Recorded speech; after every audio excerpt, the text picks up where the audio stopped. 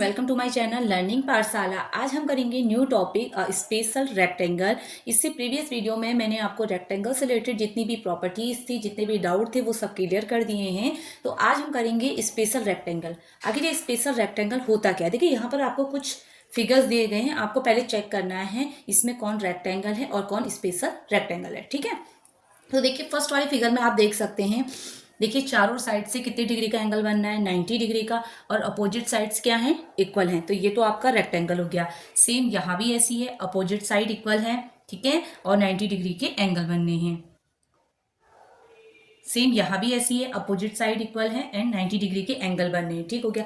अब अगर आप इस फिगर को देखेंगे तो देखो इसमें भी 90 डिग्री का एंगल बनना है और अपोजिट साइड जो है वो भी इक्वल है। ठीक है, इतनी चीजें तो हो रही हैं। अब देखिए, बट इसमें देखो ऑल साइड्स इक्वल नहीं है, ओनली अपोजिट साइड इक्वल है। इसमें क्या है, ऑल साइड इक्वल है। तो यहाँ पे क्या लिखा है, देखिए it is a special kind of rectangle with all side of equal length. मतलब ये क्या है, आपका स्पेशल काइंड ऑफ रेक्टेंगल है जिसकी चारों साइड्स क्या हैं, इक्वल हैं। This quadrilateral is also called a square. तो इसको आप क्या बोलते हैं, स्क्वायर बोलते हैं। नेक्स्ट है आपका, यहाँ पे स्क्वायर की डेफिनेशन दी गई है। Square is a quadrilateral in which all the angle are equal to 90 degree.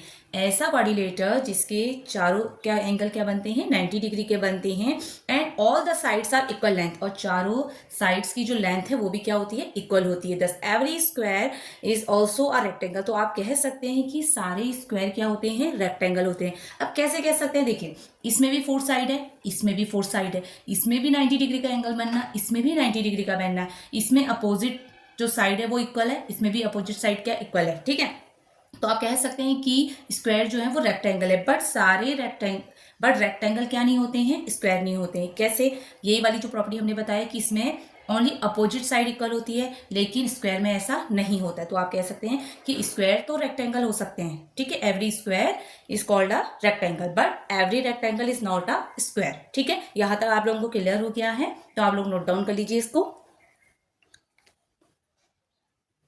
तो देखिए यहाँ पर डिडक्शन 5 है, मतलब आपको ये प्रूफ करना है कि what should be angle formed by the diagonals. मतलब स्क्वायर की जो डायगोनल होते हैं उनके बीच में कितने डिग्री का एंगल बनता है। इससे पहले हमने रेक्टेंगल के जो डायगोनल थे उसमें कितने डिग्री का एंगल बनेगा, ठीक है, उसको मैंने हर तरीके से आपको बताया था, उसमें सारी चीज़ें आपको समझाई थी। अभी हम करेंगे स्क्वायर से रिलेटेड। ठीक है, तो यहाँ पर मैंने स्क्वायर बना दिया है, इसमें दो डायगोनल दे दिए हैं, AC और BD। ठीक है, तो चलिए सॉल्व करते हैं। सबसे पहले हम दो एंगल ले लेते हैं। एक हमने ले लिया COD, दूसरा ले लिया COB। ठीक है, तो इन angle COD and angle COB, ठीक है, हमने ले लिया यहाँ पे दो एंगल। ठीक हो गया। अब देखिए COD और COB में आपका कॉमन कौन है, OC क्या है आपका, कॉमन है। ठीक है, तो यहाँ पे लिख लीजिए OC इक्वल OC आपका क्या हो जाएगा, दोनों के लिए कॉमन हो जाएगा। ठीक है, एक तो ये हो गई, साइड निकाल लिया आपने। दूसरा देखिए ये आपके क्या कर रहे हैं, एंगल क्या, ये जो डायगोनल है वो बाइसेक्ट करते हैं, तो जो OD है वो किसके बराबर हो जाएगा, आपके OB के बराबर हो जाएगा। तो यहाँ पे लिख लीजिए OD इक्वल OB। क्या लिख दोगे यहाँ पे, डायगोनल्स बाइसेक्ट। बाइसेक्ट करें तो ये दोनों आपस में क्या हो गए, इक्वल हो गए।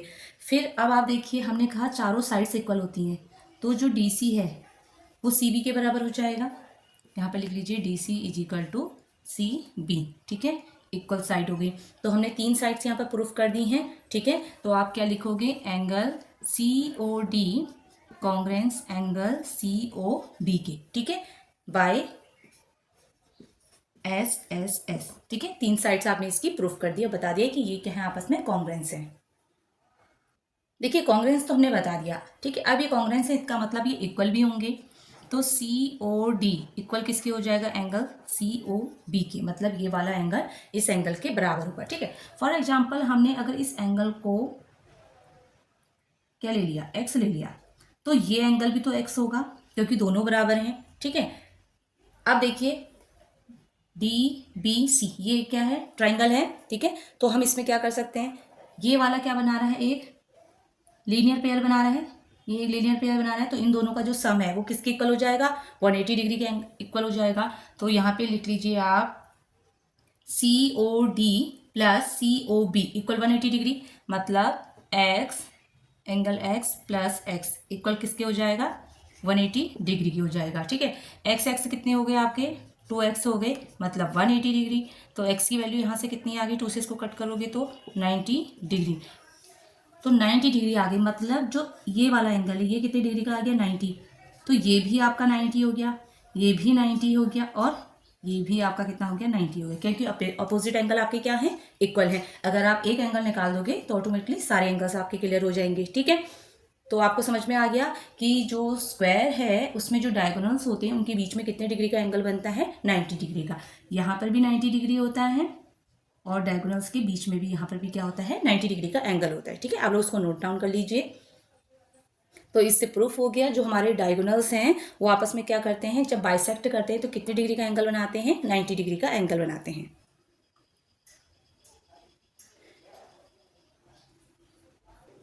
नेक्स्ट है आपका what are the measures of angle 1 2 3 and 4। यहाँ पर ये फिगर दिया गया है और आपको 1 2 3 4 जो 4 एंगल हैं उनकी बताना है, फाइंड करना है, मेजर करना है। ठीक है, वैल्यूज फाइंड करनी है।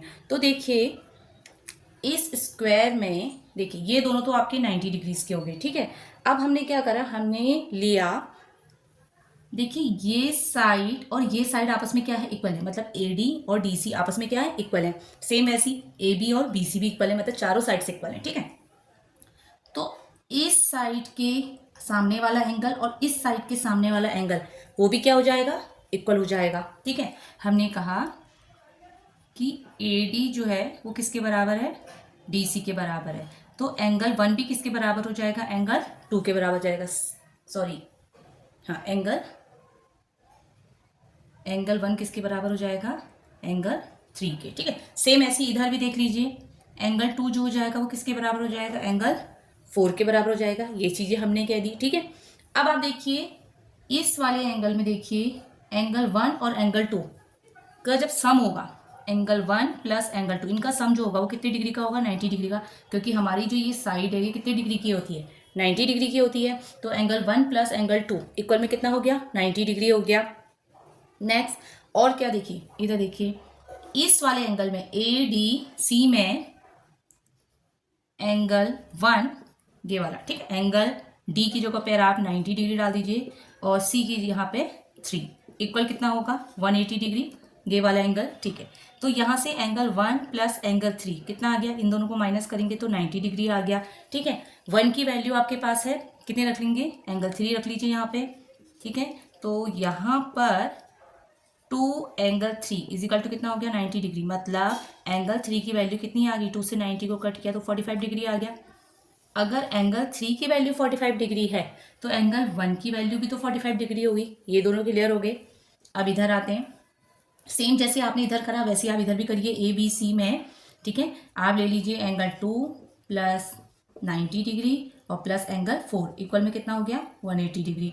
एंगल 2 प्लस एंगल 4 ऐसे ही रहा, इन दोनों को माइनस किया तो 90 डिग्री आ गया।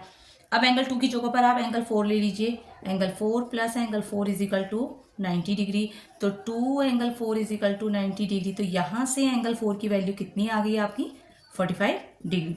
अगर एंगल 4 45 है तो एंगल 2 भी कितना हो जाएगा 45 हो जाएगा। एंगल 3 45 है तो एंगल 1 भी कितना हो जाएगा 45 डिग्री हो गया। मतलब सारी वैल्यूज आपने मेजर कर दी हैं। ठीक है,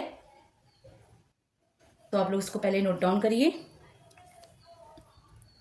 आई होप ये सारी चीज़ें आप लोगों को क्लियर हो गई होगी। तो हमने स्क्वायर की प्रॉपर्टीज़ में क्या क्या सीखा, हमने कहा इसमें 4 साइड्स होती हैं, चारों साइड से जो एंगल होते हैं वो 90 डिग्री होते हैं एंड जो डायगोनल्स होते हैं उसमें भी 90 डिग्री के एंगल बनते हैं। ठीक है, जब वो बाइसेक्ट करते हैं। ठीक है, और अपोजिट साइड आपको इक्वल ही है, सेम है। ठीक है, तो आप लोग इसको नोट डाउन कर लीजिए। वीडियो अच्छी लगी तो प्लीज़ वीडियो को लाइक शेयर और चैनल को सब्सक्राइब जरूर करें। मिलते हैं नेक्स्ट वीडियो में। प्लीज़ वीडियो को ज़्यादा से ज़्यादा शेयर करिए।